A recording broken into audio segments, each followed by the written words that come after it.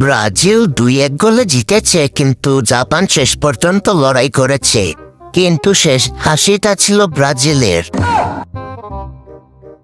Japan ভেবেছিল ব্রাজিলকে চমকে দেবে, কিন্তু ব্রাজিল বলল এখানে অভিজ্ঞতারও একটা দাম আছে।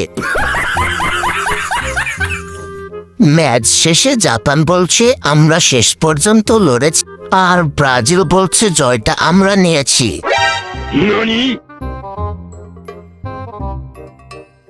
জাপানের গতি ছিল দুর্দান্ত, কিন্তু ব্রাজিলের ফিনিশিং গুলো ছিল আরো দুর্দান্ত।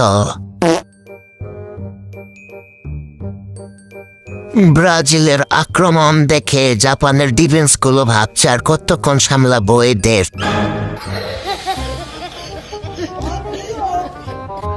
ম্যাচ শেষে ব্রাজিল রাউন্ড অফ 16-তে আর জাপান বিদায় নিল মাথা উঁচু রেখে।